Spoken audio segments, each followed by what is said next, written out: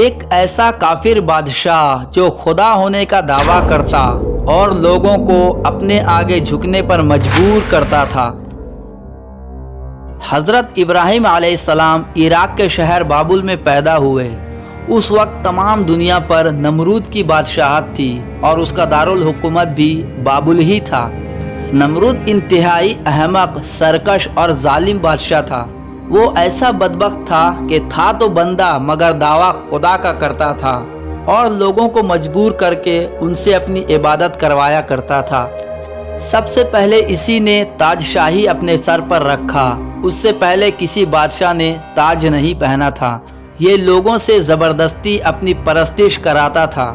کاہن اور نجومی اس کے دربار میں بکثرت اس کے مقرب تھے۔ نمرود نے ایک رات یہ خواب دیکھا کہ ایک ستارہ نکلا اور اس کے روشنی میں چاند، سورج اور سارے ستارے بے نور ہو کر رہ گئے۔ کاہنوں اور نجومیوں نے اس خواب کی یہ تعبیر دی کہ ایک فرزند ایسا ہوگا جو تیری بادشاہی کے زوال کا باعث بنے گا۔ یہ سن کر نمرود بے حد پریشان ہو گیا اور اس نے یہ حکم دے دیا کہ میرے شہر میں جو بچہ پیدا ہو وہ قتل کر دیا جائے اور مرد عورتوں سے جدا رہیں۔ چنانچہ ہزاروں بچے قتل کر دیے گئے، مگر تقدیر الہی کو کون ٹال سکتا ہے۔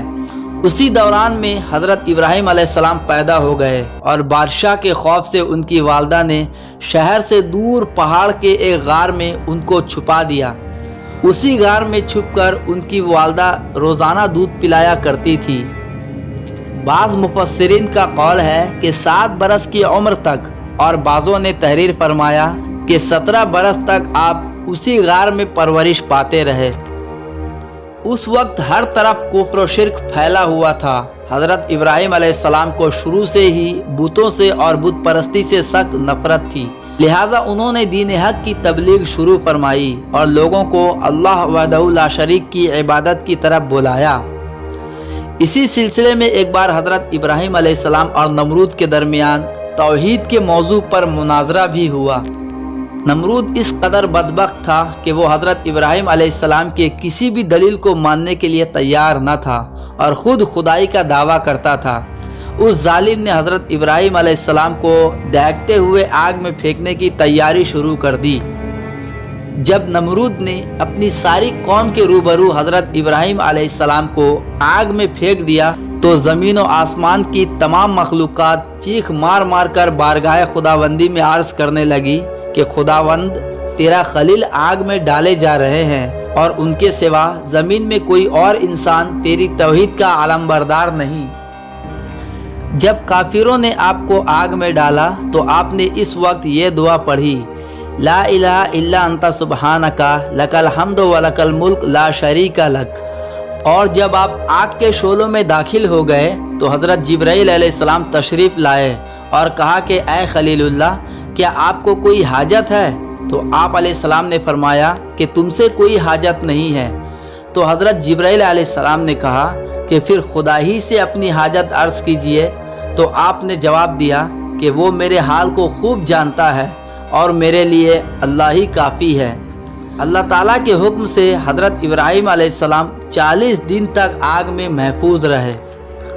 آگ میں ڈالے جانے کے کچھ دن بعد سخت قحط پڑا اور کھانے پینے کا سامان ختم ہو گیا۔ لوگ نمرود کے دربار میں جا کر اناج کے لیے درخواست کرنے لگے تو نمرود ان سے اپنے خدا ہونے کا اقرار کرواتا۔ جو اسے خدا مانتا اسے اناج مل جاتا اور جو نہ مانتا اسے خالی ہاتھ جانا پڑتا۔ حضرت ابراہیم علیہ السلام بھی اناج لینے نمرود کے دربار میں گئے۔ نمرود نے پوچھا، تمہارا رب کون ہے؟ فرمایا، میرا رب وہ ہے جو زندہ کرتا اور موت دیتا ہے۔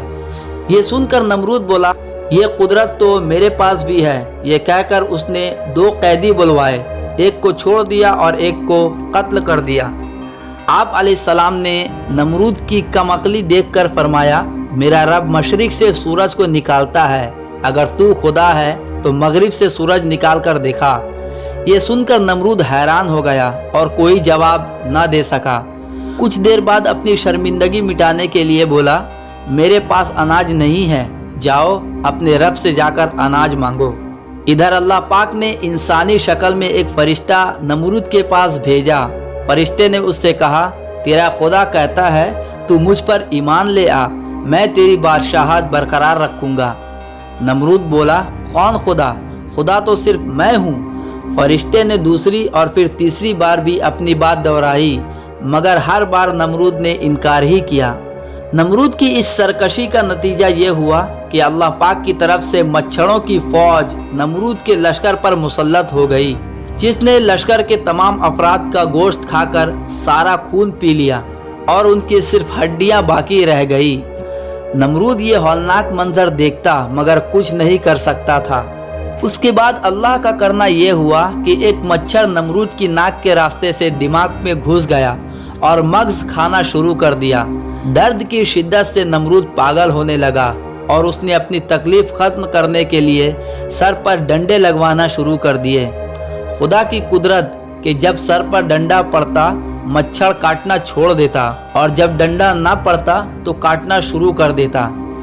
کیفیت یہ ہو چکی تھی کہ جو شخص نمرود کے سر پر زوردار چپت لگاتا وہ اس کا ہمدرد کہلاتا۔ یوں ڈنڈے پڑتے پڑتے اور چپت لگتے لگتے 400 سال گزر گئے اور نمرود بالا آخر ذلیل و رسوا ہو کر مر گیا۔